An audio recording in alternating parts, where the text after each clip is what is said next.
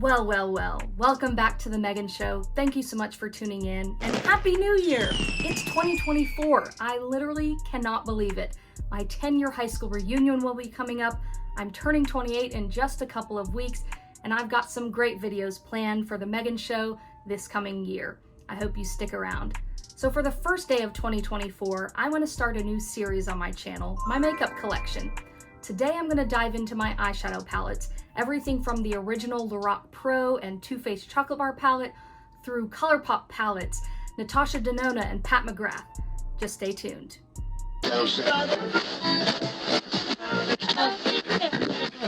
The Megan Show.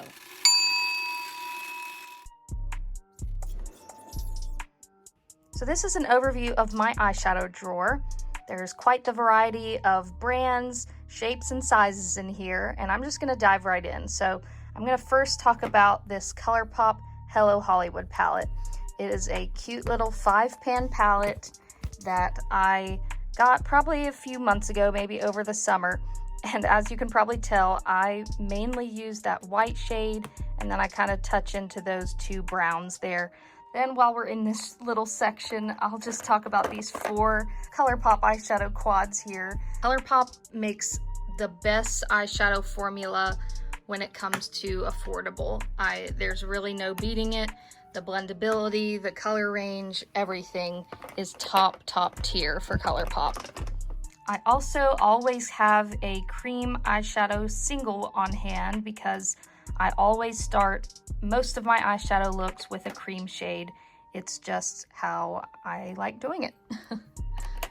So moving on to this next little section, I've got this Viseart or Visart eyeshadow palette in Petite Matte Milieu. So sorry about that pronunciation. But this is a really great eyeshadow palette. This is one of my higher end palettes. That's why I keep it nice and contained in its original packaging. I even got the little sleeve on there. But this one is one of my favorites. The colors are so great. There's such a range of neutrals, and even in the darks, you know, that dark plum, that navy, that dark brown, those can really help anchor any look you're going for. And then there's plenty of those mid-tones to round out any look. This is honestly one of my go-tos, especially for the size, for travel. It is perfect. I really love this one. So next I've got this Fenty Beauty Snap Shadows. I've got 2 on here. It'll focus. I've got the number 1 and the number 7. I'll show you both of those. This is the number 1 side. It's very neutral. Of course, used a lot of that cream shade, but I've used all of these shades. Those shimmers are great on the lids, and the mattes, of course, can anchor any look. I really love some of these fun shades in the other side here. This is the number 7, and that shimmery shade on the top left is great. Love those mid-tones. The army green and the navy is a great touch. All of these shades are really nice. Fenty has a lot of these snap palettes. I only have these 2, but I would recommend any of them. Then I've got a Huda Beauty's Obsessions. This is the purple one, Amethyst. The formula isn't top tier for me, at least on this particular one. It's gotten dry and hard. You can tell the texture on some of those shadows has really changed over time. I've probably had this palette a couple of years, but as with, I'm sure, a lot of us makeup owners and collectors, we keep makeup past the expiration date, especially when it comes to powder products like this, but they can certainly change over time, and this is an example of how formulas can change over time. It still can do a good look. I don't really use those mattes very much, but I do like all of these shimmers, especially the shimmer in the bottom middle. That's a really pretty one. When I'm going for a specific purple shade, it's still a good go-to. So on to this next little section, I've got one of the e.l.f. little tiny palettes here. That's a good one if you need a black, dark brown. Nice little tiny palette there. Then I've got a Revolutions nudes that this is a dupe of a Huda palette, or, you know, it's trying to look like a Huda palette. This one is pretty decent. Honestly, haven't used it very much recently, but, you know, Revolution shades aren't going to be as nice as the palettes that they usually are trying to dupe, but they're still good for in a pinch or if you need a specific shade. This one isn't too bad in Ultimate Nudes in the light version, but I honestly could pass on it. Next up, I've got a Narcissist eyeshadow palette, hello, from several years ago. I remember getting this with money from babysitting, so this could easily be 6 to 8 years old, honestly. I have not touched this one in a while, but it was a great palette, and you know, it probably still is, but I just can't say that I've used it recently. Again, that cream shade is, of course, has hit pan, but I've used all of these shades. Those two mid orangey browns are good transition shades, that dark brown and that black. Honestly, it's got a little bit of shimmer. Those are good for your neutral looks. I just haven't touched this one in a while, but it's definitely a good one. So moving on to this back section here, the first one I see is my Pat McGrath Bijou Brilliance that I just featured in my last makeup tutorial that I can link in the cards and in the description below. This is a great eyeshadow palette. Those shimmers are stunning. The mattes help anchor a look. This was a great purchase that I got in the Sephora sale recently and absolutely love it. Next, I've got the Huda Beauty Mercury Retrograde palette. I got an absolute ton of use out of. I bought it in the spring, maybe a couple of years ago, and I used it out. You can see there's multiple panned shades in here. Those shimmers got a ton of use from me. I would put them all over the eyes. I still utilize this palette. I especially love that dark plum for outer corner definition. Some of those fun shades in that top row, shimmery blues, those are fun for specific looks. This is a great palette. I think I got it on sale when I got it, and very glad I did. Next is my ColourPop Singles palette that I made a few years ago. Lots of browns, several pops of color. This is an absolute go-to for any look when I don't really know what direction I'm going in. This has all the basics and all the fun colors that you'll need, so this one gets a lot of use out of me daily and weekly. Next is a Natasha Denona Glam palette. Now this is stunning for bridal makeup. I did my best friend's makeup when I was in her wedding and she looked stunning, and this is perfect for bridal or for every day. That top left shade is what I used on her eyelid for bridal, and I used some of the deeper shades for defining the outer corner. There's those stunning shimmery silvers, but also warm shimmers. This has it all for a perfect neutral look. Glam, as it's called, it's a great glam look palette. Next, I've got a Too Faced Cinnamon Swirl palette. This one I got on sale maybe last holiday season because it was from maybe a couple of holiday releases ago. So I got it when it was on its way out the door, and I'm glad I did. It's got good light neutrals and a couple of deeper ones. I can't say I use every shade in this palette, but it is good for a neutral look. You'll see as I'm going along, I've got neutrals galore, but I have a regular job, so I am doing a lot of neutrals most often.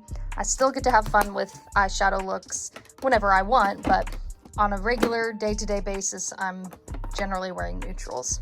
Next up, I've got an Alamar Cosmetics palette. I got this in a BoxyCharm several years ago, and this is a stunning palette. Those top two shimmers are almost unbeatable. They are so unique and beautiful. Those two blues are stunning. I got this over the summer when I got BoxyCharm, so this is a perfect summery palette. Those four mattes are amazing too. This is just a well-rounded palette. Haven't touched it in a while, but I probably should try to get back into it. So on to this side, we've got the ColourPop That's Taupe palette, another neutral one, but the shimmers in this one are to die for. This one is great. I love that shimmer on the left row there. In the middle, it's stunning for a shimmery champagne look. And this is one of those that's a small palette, great for travel. Then I've got ColourPop at Forest Sight. This was Raw Beauty Christie's collab from a couple of years ago. Another stunning one. Please do not even bother looking at the shades. I literally dropped this palette recently and put the shades all back, and they're all in the wrong spot, so I'm very sorry for that. But these are great shades, perfect fall kind of color palette. Love this one. Doesn't look like I have much use out of it, but I have used it and still use this one. Great palette. So around the perimeter here, I've got this Urban Decay Born to Run.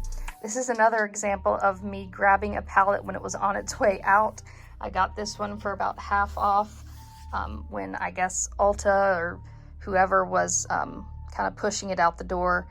This one is a nice one. It's got, of course, neutrals of all kinds, but it's got some interesting darker shades, those gunmetals and teals.